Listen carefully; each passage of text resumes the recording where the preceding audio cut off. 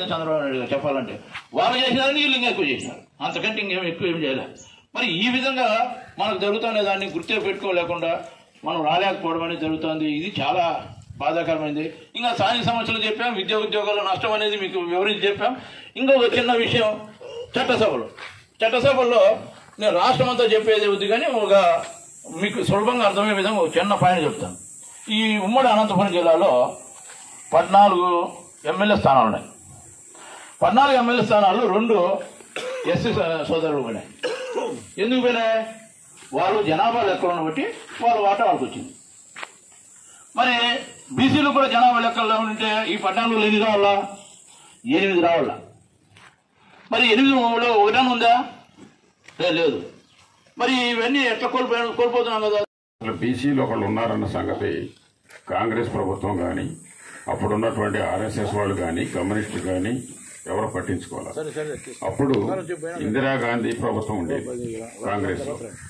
ఇందిరాగాంధీ ఏం చేసిందంటే, మనల్ని అందరికీ చదువు లేని పరిస్థితుల్లో, ఓటు అనేది కూడా దాని విలువ కూడా తెలియని రోజుల్లో ఎస్సీలని బీసీలని ఓటు బ్యాంకులుగా వాడుకొని, అంటే మనుషులుగా కాదు, ఓటు బ్యాంకులు, మనం ఒక బ్యాంకులు, ఆ బ్యాంకులు ఏంటంటే ఓట్లు, ఆ ఓట్లు వాళ్ళు రాసుకుని మనం ఏటీఎంలో కనుక డబ్బులు తీసుకున్నట్టుగా ఎలక్షన్ వచ్చినప్పుడల్లా మన ఓట్లు తీసుకునేటోళ్ళు.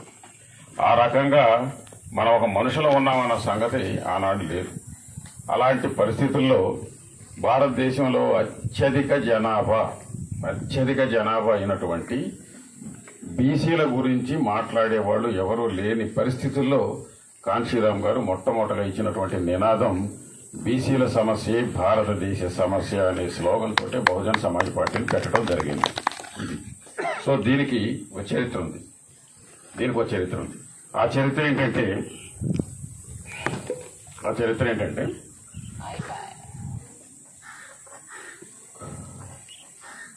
మనకి భారతదేశంలో బీసీల గురించి పోరాడినటువంటి మహాపురుషులు కొంతమంది ఉన్నారు. ఒక బీసీల గురించే కాదు, అసలు భారతదేశ సమస్యల గురించి పోరాడినటువంటి మహాపురుషులు కొంతమంది ఉన్నారు.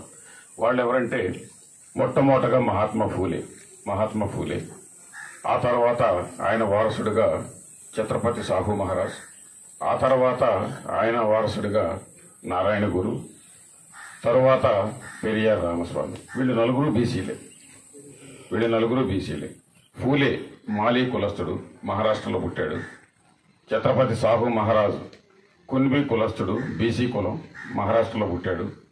నారాయణ గురు గౌడ కులం, అక్కడ ఎలవ అంటారు, గౌడ కులం. ఇక్కడ ఎవరైనా గౌడలు ఉన్నారా? గౌడ కానీ చిట్టిపల్లి కానీ ఎవరైనా ఉన్నారు ఇక్కడికి వచ్చిన వాళ్ళలో? ఆ కులం ఆయన కేరళలో ఆయన పోరాటం చేశాడు. ఆ తర్వాత ఆ వారసత్వంలో పెరియార్ రామస్వామి తమిళనాడు, ఆయన బలిజా బీసీ కులస్తుడు. వీళ్ళందరూ కూడా బీసీ కులస్తులే. మొట్టమొదటగా ఈ భారతదేశంలో ఉన్నటువంటి అవలక్షణాలు, ముఖ్యంగా అవలక్షణం ఏంటంటే కుల సమస్య. ఏ దేశంలోనూ లేదు, భారతదేశంలో మాత్రమే కుల సమస్య పుట్టింది. వేరే ఎక్కడ కుల సమస్య లేదు. మతాలు ఉంటాయి, మతాల్లో ఒక విభిన్న శాఖలు ఉంటాయి తప్ప కుల సమస్య అనేది ప్రపంచంలో ఉన్నటువంటి 194 దేశాలు, యునైటెడ్ నేషన్స్ ఆఫ్ ఆర్గనైజేషన్స్ అంటే ఐక్యరాజ్య సమితి గుర్తించినటువంటి దేశాలు 194.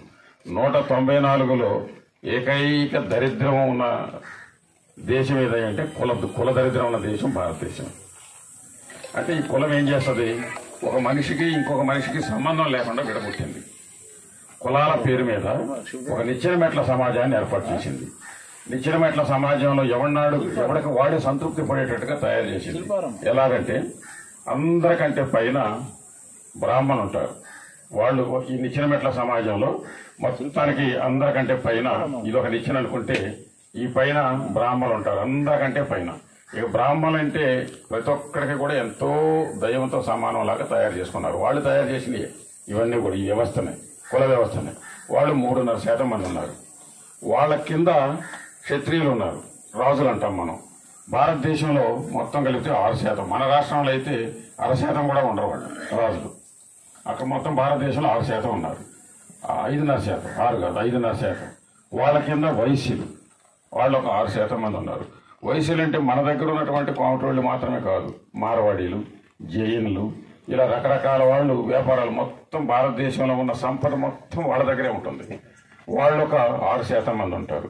ఈ 3.5, 5.5, 6% కలిపితే 15% మంది. ఈ 15% మంది ప్రజలు భారతదేశం మొత్తం మిగిలిన 85% అంటే 100కి 85%గా ఉన్నటువంటి ఇతర కులాలని, బీసీలని, ఎస్సీలని, ఎస్టీలని ఇప్పుడు కాదు గత 3000 సంవత్సరాల నుంచి అని చేసుకుంటూనే వస్తున్నారు. ఇవాళ ఉన్న సమస్య కాదు ఇది, 3000 సంవత్సరాలుగా. అలాగే స్వాతంత్రం వచ్చిన తర్వాత కూడా ఏ మార్పు జరగలేదు. స్వాతంత్రం వచ్చిన తర్వాత కూడా స్వాతంత్రం మనకు రాలి. ఇప్పుడు మనం అనుకున్నటువంటి 3 కులాలకు వచ్చిందనమాట, బ్రాహ్మణులకి, క్షత్రియులకి, వైశ్యులకి.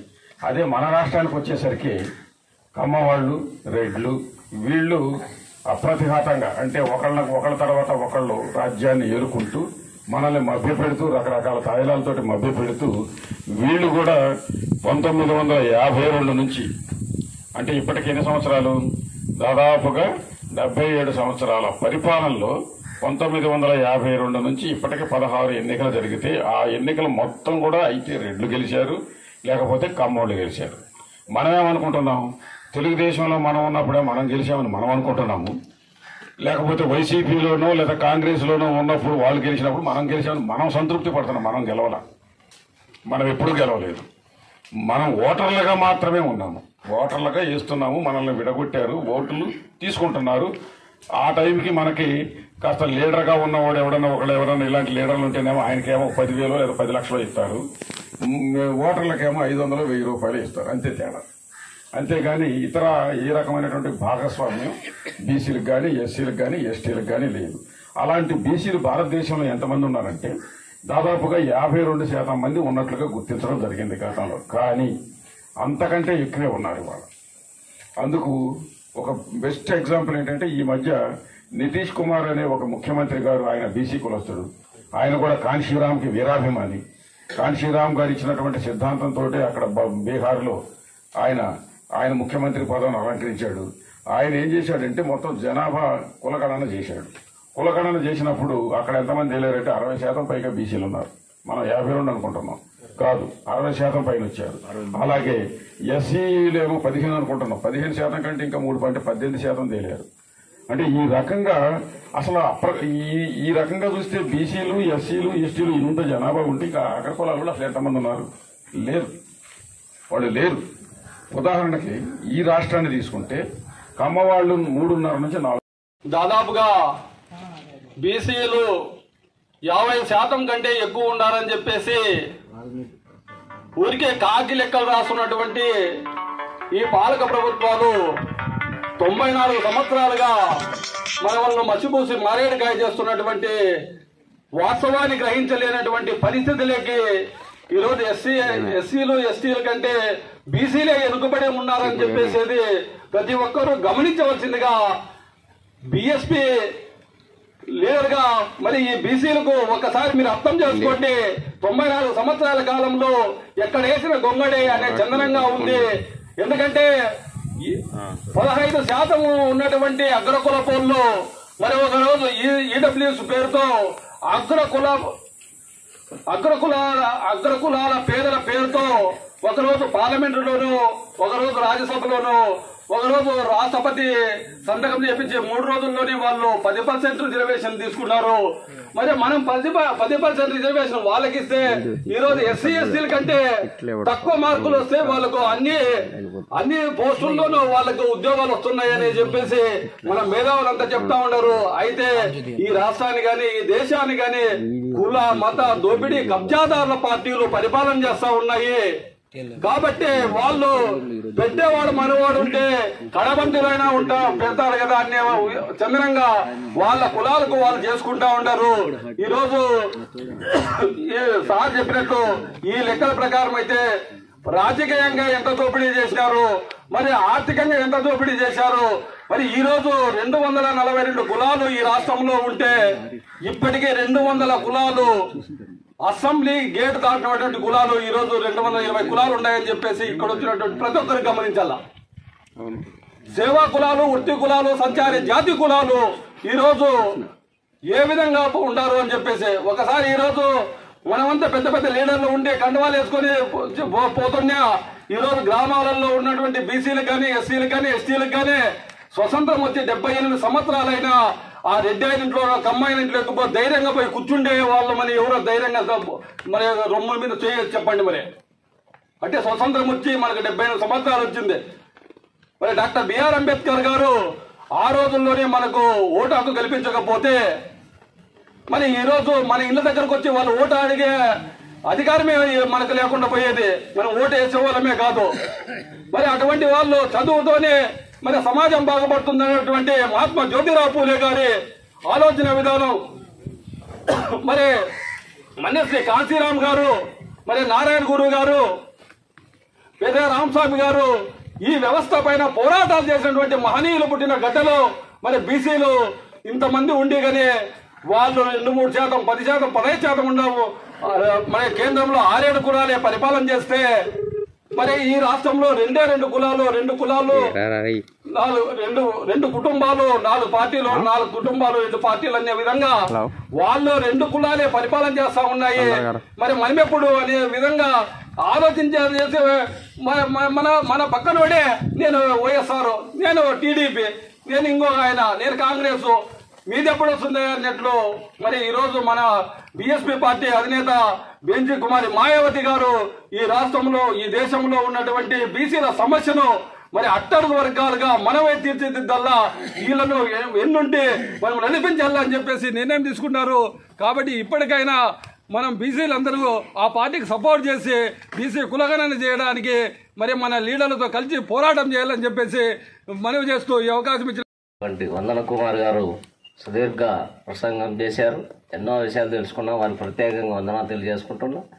అదేవిధంగా ఈ కార్యక్రమానికి అధ్యక్షత వహించినటువంటి రాయుడు గారికి, రాష్ట్ర నాయకులైనటువంటి గోవింద్ గారికి, జిల్లా నాయకులైనటువంటి ప్రసాద్ గారికి, మా వెన్నటువంటి నడిపిస్తూ బీసీ ఉద్యమాలు ఎక్కడ జరుగుతున్నా కూడా వచ్చి మా రామచంద్రన్న గారికి, బీఎస్పీ రాష్ట్ర నాయకులైనటువంటి ఇర్ఫాన్ గారికి, రజక నాయకులైనటువంటి సినా గారికి, మరియు ఇక్కడికి వచ్చేసినటువంటి వివిధ కులాల చెందినటువంటి పెద్దలందరికీ కూడా నా యొక్క మనస్ఫూర్తిగా నమస్కారాలు తెలియజేసుకుంటూ, నిజంగా ఈ రోజున ఇక్కడ ఇచ్చారు బుక్ సార్, 2 కుల రథచక్రాల క్రింద నలుగుతున్న ఏపీ రాజకీయ రోగానికి విరుగుడు కులగణనతో మొదలని పూర్ణచంద్రరావు సార్ గారికి ఈ సందర్భంగా ఆయన అభినందిస్తూ నమస్కారాలు తెలియజేస్తున్నా.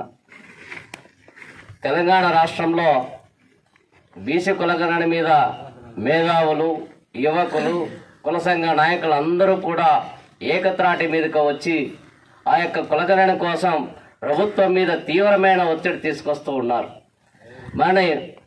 మన రాష్ట్రానికి వచ్చినట్లయితే ఈ రోజున కులగణన మీద జరుగుతున్నటువంటి ఒకే ఒక సంఘం మన పార్టీ కావచ్చు, ఏదైనా కావచ్చు, విజయవాడలో మాత్రం జరిగింది. తర్వాత మన సత్యసాయి జిల్లాలోనే చూస్తూ ఉన్నాం.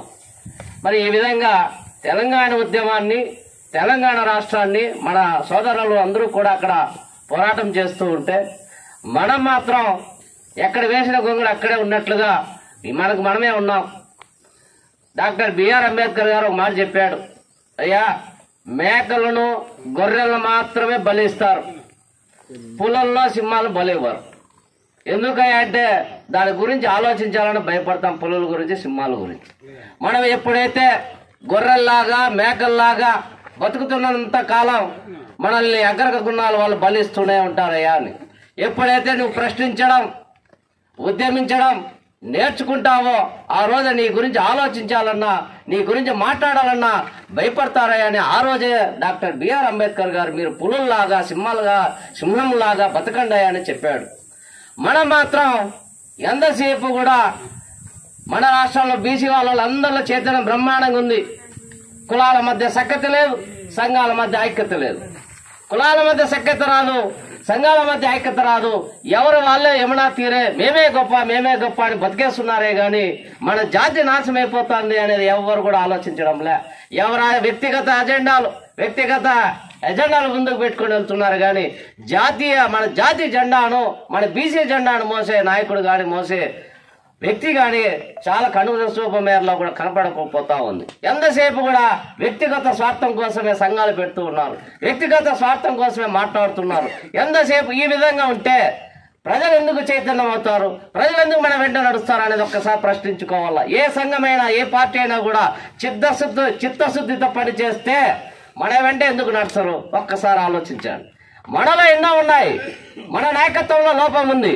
మన నాయకత్వం ఎప్పుడైతే మనల్ని చిత్తశుద్ధితో పని చేస్తా ఉందో ఖచ్చితంగా మన వెంట నడుస్తారు. ఇదే రాష్ట్రంలో కావచ్చు, ఇదే సమాజంలో కావచ్చు, నక్సలిజం ఉద్యమాలు నడిచాయి, రైతాంగ ఉద్యమాలు నడిచాయి, సమైక్యాంధ్ర ఉద్యమాలు బలంగా నడిచాయి. మనం నడచాల్సిన ఒకే ఒక ఉద్యమం బీసీ ఉద్యమం బలంగా నడిచినప్పుడే మన యొక్క హక్కులు మనకు అందుతాయి. ఎప్పుడు కూడా మనమంతకు మనమే వ్యక్తిగత స్వార్థాలతో ఉన్నాం.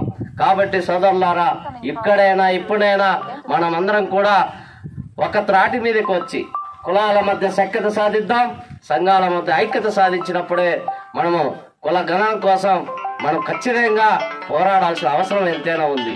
ఎందుకయ్యా సంఘాలు ఈ రోజున సార్ గారు చెప్పినట్టు వాళ్ళకి మనం ఇవ్వాల్సినటువంటి రిజర్వేషన్ వాళ్ళు ఇస్తుంటే బిచ్చంలాగా మనం తీసుకుంటున్నామంటే 60% ఉన్నటువంటి మనం 6% ఉన్నటువంటి వాళ్ళు ఇచ్చే మనం పుచ్చుకుంటున్నామంటే మనం చేతగాన వాళ్ళమా సావ చచ్చిన వాళ్ళమా ఒక్కసారి మనం ఆలోచించుకోవాల్సిన అవసరం ఎంతైనా ఉంది సోదరులారా. ఇంకొక విషయం, నిజంగా కార్యక్రమం చెప్పారు, భవిష్యత్తులో ఏ కార్యక్రమాలు ఏ విధంగా రూపొందిస్తారో మరొకసారి మీరు అందరూ కూడా చెప్పండి. మేమందరం కూడా మొట్టమొదటిసారిగా ఇజ్రాయెల్ జరిగినట్లు చారిత్రక ఆధారాలు ఉన్నాయి. ఇజ్రాయెల్ జరిగింది. తర్వాత మనం చరిత్రను తీసుకుంటే గౌతమ బుద్ధుని నుంచి జ్ఞానము, అశోకు నుంచి శాంతిని తీసుకొని తర్వాత 1800 సంవత్సరాల తర్వాత పూలే నుంచి చదువుని తీసుకున్నాం. ఎంత టైం పడింది? 1800 సంవత్సరాలు పడింది. అక్కడ నుంచి మొట్టమొదటిసారిగా రిజర్వేషన్ సాహు మహారాజు నుంచి తీసుకుంది. తర్వాత ఆత్మగౌరవాన్ని పెరియార్ నుంచి తీసుకుంది. పెరియార్ ఏం చెప్పేవాడంటే, దారిలో ఎదురొచ్చే పామును వదిలేయండి, బాపునోడిని చంపేయండి అన్నాడు.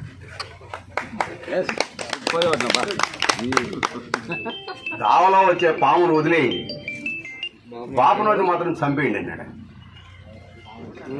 ఇట్లనే అంబేద్కర్ చరిత్రలో బ్రాహ్మణ మూలాలను పెకిలించిన వ్యక్తి భారతదేశంలో అతను ఒక్కడే.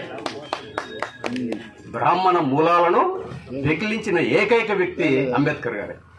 ఆయన ఏమన్నాడంటే, క్రీస్తుకు పూర్వం 185లో పుష్యమిత్ర శుంగుడు మౌర్య సామ్రాజ్యాన్ని కూల్చిన రోజును మాకు బ్లాక్ డే అన్నాడు. బ్లాక్ డే అంటే ఆ రోజు మన పతనం ప్రారంభమైంది. అదే బ్రాహ్మణులు అన్నారు మాకు గోల్డెన్ డే అన్నారు, అంటే బంగారపు రోజు అది. అక్కడ 185లో ప్రారంభమైన మన పతనము పూలే వరకు మనకు అడ్రస్లు లేవు. పూలే వరకు మనకు అడ్రస్లు లేవు. అందుకే పూలే, సావిత్రిబాయి పూలే నుంచి మనం చదువును తీసుకున్నాము, సమానత్వాన్ని సాహు మహారాజు నుంచి తీసుకున్నాం, హక్కులను అంబేద్కర్ నుంచి తీసుకున్నాం, కాన్సీరామ్ నుంచి అధికారాన్ని తీసుకున్నామని చెప్పు. కాన్సీరామ్ నుంచి ఏం తీసుకున్నాం? అధికారాన్ని తీసుకున్నాం. ఇంకా ఇక్కడ బీఎస్పీకి మనం చెప్పాల్సింది ఏంటంటే, నేషనల్ ఫ్రంట్ చైర్మన్ ఎన్టీఆర్ను వాజ్పేయి తీసుకొని కాన్సీరామ్కు పరిచయం చేసినాడు. చాలా మందికి ఈ విషయం తెలియదు. నేషనల్ ఫ్రంట్ చైర్మన్గా ఎన్టీఆర్ ఉండేవాడు. ఎన్టీఆర్ నేషనల్ ఫ్రంట్ చైర్మన్గా ఉన్నప్పుడు వాజ్పేయి, విపి సింగ్, కాన్సీరామ్ మంచి దోస్తులు. ఈయన ఎన్టీఆర్ ఆంధ్రాలో కాన్సీరామ్ ఇంటికి పిలిచి అన్నం పెట్టినాడు. పెట్టి మీకు 40 సీట్లు ఇస్తాం ఈ రాష్ట్రంలో, టీడీపీ నిలబడమని చెప్పినాడు. ఆయన బొజ్జా తారకం అనే ఆయన దీనికి వ్యతిరేకించినాడు. అప్పుడు బీఎస్పీ అధ్యక్షుడు, మన సార్కు తెలిసే ఉంటుంది. అప్పుడు రాజారావు అనే ఒక టీచర్ గెలిచినాడు పాడేరు నుంచి, బీఎస్పీ అభ్యర్థి.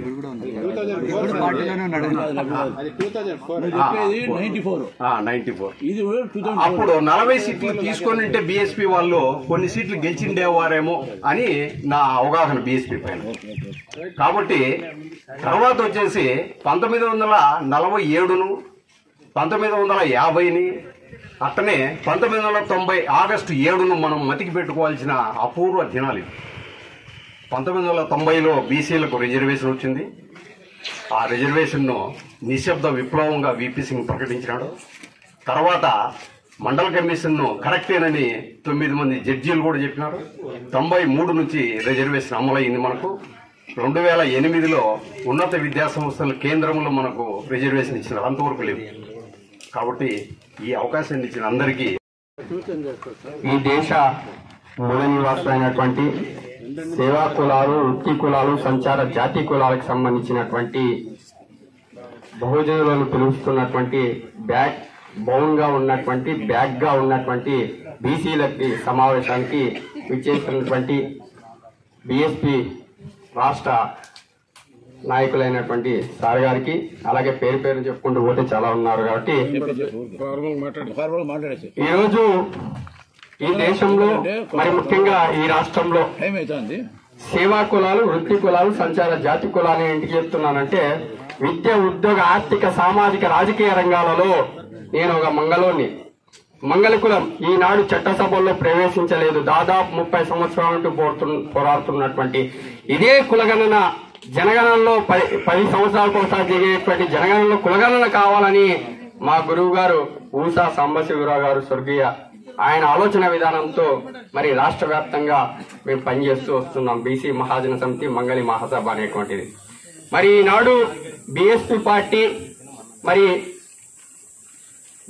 పార్టీ దేశ అధినేత అయినటువంటి మాయావతి గారు మరి ఏదైతే ఈ దేశంలో మరి ముఖ్యంగా విద్య, ఉద్యోగ, ఆర్థిక, సామాజిక, రాజకీయ రంగాల్లో బీసీలు వెనుకబడి అనుభవిస్తున్నారు అని ఆలోచన విధానంతో ఖచ్చితంగా ఇది కులగణనలో జనగణన తీసుకురావాలనేటువంటి స్ట్రాటజీ తీసుకొచ్చి ఈ పార్టీ భుజస్కంధాల మీద వేసుకుందో. ఎలాంటే కుల సంఘాలతో ఏది కాదు, బీసీ సంఘాలతో ఏది కాదు, మరి కేవలం ఈ సంఘాల పేరు పెట్టుకొని అగ్రవర్ణ కులాలు ఏవైతే ఉన్నాయో ఈ రాష్ట్రంలో వైసీపీ కావచ్చు, టీడీపీ కావచ్చు, ఊడిగం చేస్తున్నటువంటి ఈ రాష్ట్ర నాయకులు, చలామణి అవుతున్నటువంటి ఈ రాష్ట్ర నాయకులు,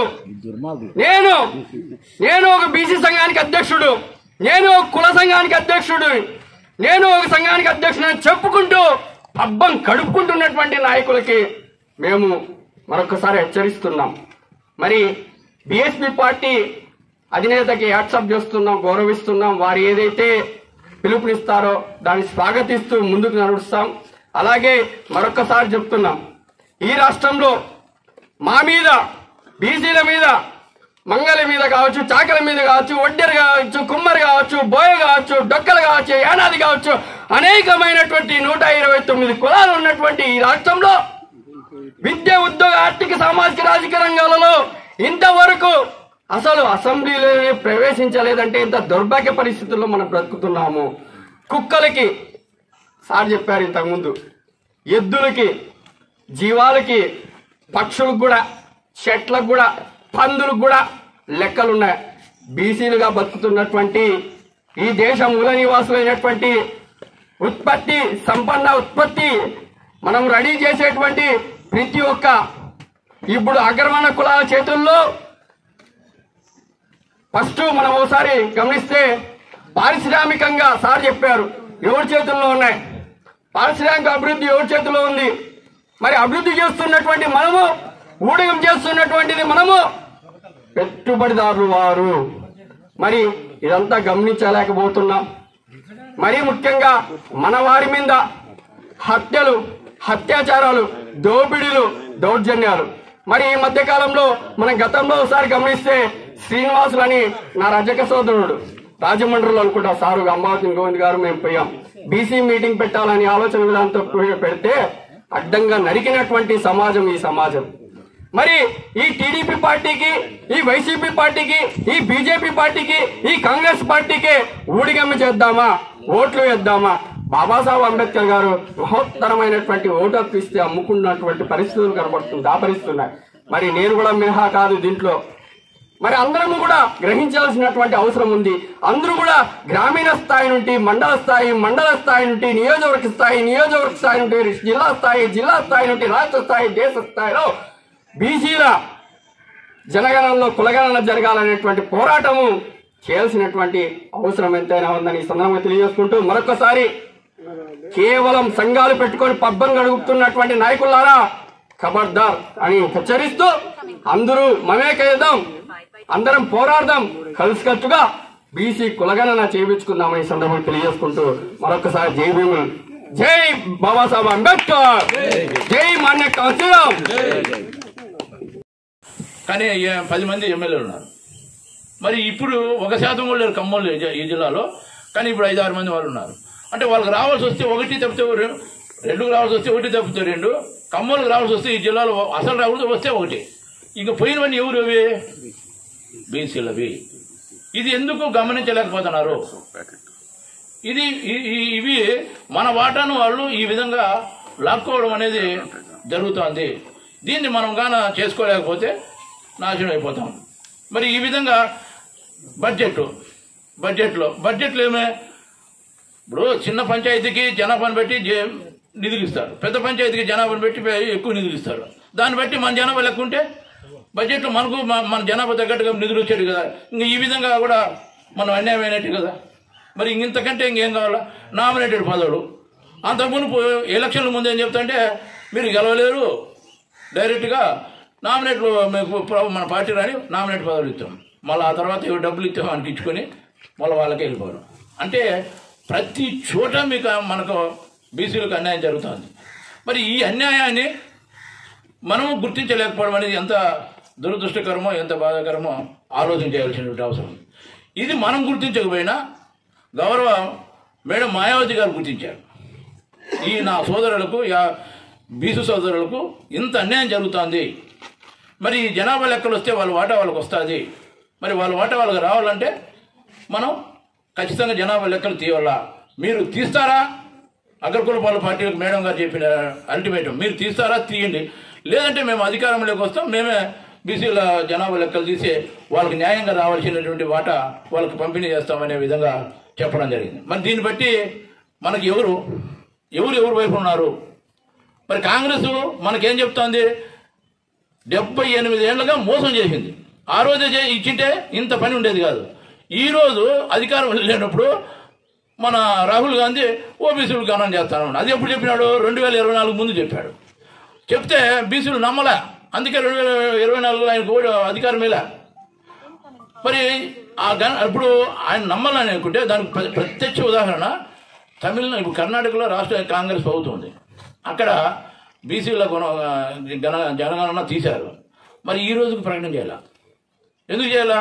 అక్కడ ఉన్నటువంటి ఒక్కలిగలు లింగాయతులు వాళ్ళ యొక్క ఆధిపత్యం నుంచి బయటికి వెళ్ళిపోతాయని, ఇక్కడ ఎట్లా కమ్మారీల గురించి మనం వెళ్ళిపోతుందో అట్లా పోతుందని ఉద్దేశం తీయాలి. అప్పుడు కాంగ్రెస్ నమ్మే వీలుందే? మనం సాధ్యం కాదు అది. ఇంకొకటి మరి ఈ విధంగా ఆ పార్టీలోనే ఈ దేశంలో ఈ రాష్ట్రంలో ఏదైనా బీసీలకు అనుకూలంగా ఉన్న పార్టీ ఏదైనా ఉందంటే అది ఒక బహుజన సమాజ్ పార్టీ మాత్రమే. దీన్ని మనం ఆదరించి దీన్ని కనిపించుకోకపోతే మనంత దరిద్రులు మోరుండ్రు. ఇంకొకటి సంఘాలు ఉన్నాయి, బీసీ సంఘాలు, కుల సంఘాలు, ప్రజా సంఘాలు పోరాటం చేస్తున్నాయి కాదనిలే. వీళ్ళు అడిగినప్పుడల్లా వాళ్ళు నటిస్తున్నారు, ఇచ్చినట్టు ఇస్తామంటున్నారు, కానీ ఇవ్వకోకుండా వెళ్ళిపోతున్నారు. ఈ విషయం స్పష్టంగా మొన్న 20 తారీఖు ఆగస్టులో విజయవాడలో మీటింగ్ పెడితే రాష్ట్ర వ్యాప్త నాయకులు, బీసీ సంఘాల నాయకులు వచ్చారు. ఆడు చెప్పారు, మేమైతే పెద్ద ఎత్తున పోయాం, జగన్మోహన్ రెడ్డి దగ్గర పోయాం, ఇంకొకరి దగ్గర పోయాం, కానీ వాళ్ళు తీసుకొచ్చారు కొంత దూరం, మళ్ళీ చేయలేదు. అంటే ఏమర్థం? వాళ్ళు సంఘాలకు ఎటువంటి పరిస్థితుల్లో చెయ్యరు. కారణం ఏమంటే సంఘాలు కొంత దూరం పనిచేస్తాయి. పనిచేసి చివరికి ఏమవుతుంది? ఈయనకో వానుకో అగ్రకుల పార్టీలకో ఓట్లు వేయడం జరుగుతుంది. వాళ్ళకి అదే కావాల్సింది. మరి అది జరుగుతుంది కదా, ఇంకేం పని? ఇక్కడ ఏం జరగాలంటే ఏం జరుగుతుందంటే వాళ్ళు నువ్వు ఏం చెప్పినా ఈ ఉన్నటువంటి కులమత దోపిడీ కబ్జా దౌర్జన్యదారుల పార్టీలకు నువ్వు ఎన్ని ఉద్యమాలు చేసినా ఎన్ని పనులు చేసినా వాళ్ళకి లెక్కే లేదు. వాళ్ళకి కావాల్సింది ఒకటి, మాయల పక్కీరు ప్రాణం ఏ విధంగా అయితే చిలకలో ఉంటుందో ఆ విధంగా వాళ్ళ ప్రాణం ఓటర్లో ఉంది. వాళ్ళు ముఖ్యంగా మీరు ఆలోచన చేయండి, ఈ దేశంలో ఉన్నటువంటి 85% మంది మనుషులను ఎస్సీ ఎస్టీ బీసీ మైనార్టీ బహుజనులను మనుషులుగా చూడడం లేదు.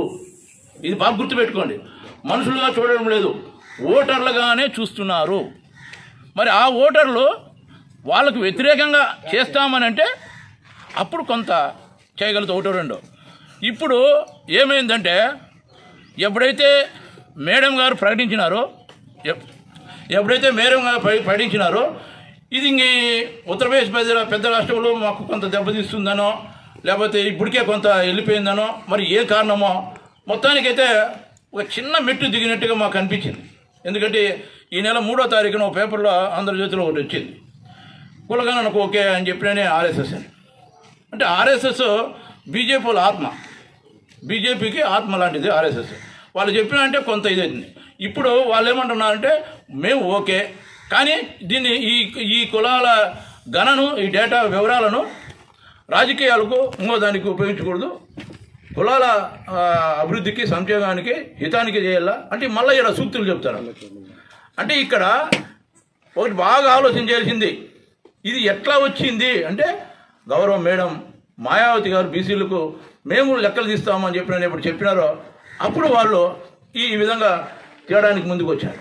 అంటే దీన్ని బట్టి అర్థమేమే, ఆర్ఎస్ఎస్ అనేది ఎప్పుడైతే వచ్చిందో ఆ దాన్ని ఇప్పుడు మనం వాళ్ళు చెప్పినారు కదా అని మనం సైలెంట్ అయిపోయినాం అనుకోండి, మోడీ గారు మన రాష్ట్రానికి వచ్చి ప్రత్యేక హోదా ఇచ్చిన ఎన్నికలకు ముందు విదేశాల్లో ఉన్నటువంటి బ్యాంకుల్లో ఉన్నటువంటి కోట్లు తీసుకొచ్చి ఒక కుటుంబానికి 15 లక్షలు ఇచ్చిన అంటే ఇది అన్నిటికంటే చాలా గొప్పది, చాలా విషయమైంది. చిన్నదా మీరు అనుకుంటున్నారేమో. చాలా మన వాటాను 78 ఏళ్ళుగా ఆక్రమించుకుని అనిపిస్తున్నటువంటి దాన్ని దీన్ని వదులుకునేదానికి వాళ్ళు సిద్ధంగా ఉంటారా? అంటే ఇప్పుడు ఎప్పుడైతే మాయావతి గారు ఎప్పుడైతే బీఎస్పీకి మద్దతుగా బీసీలు పోతారు అనే భావన ఎప్పుడైతే కలుగుతుందో అప్పుడు ఖచ్చితంగా వాళ్ళు చేస్తారు, లేకపోతే చేయరు. ఓట్లే ముఖ్యము, సంఘాలు ఇంకోటి ఏమీ చేయవు. ఇది బాగా అర్థం చేసుకోవాలా. ఈ రాష్ట్రంలో కానీ ఈ దేశంలో కానీ ఏ పార్టీ కూడా ఇంత అవకాశం ఇవ్వలేదు.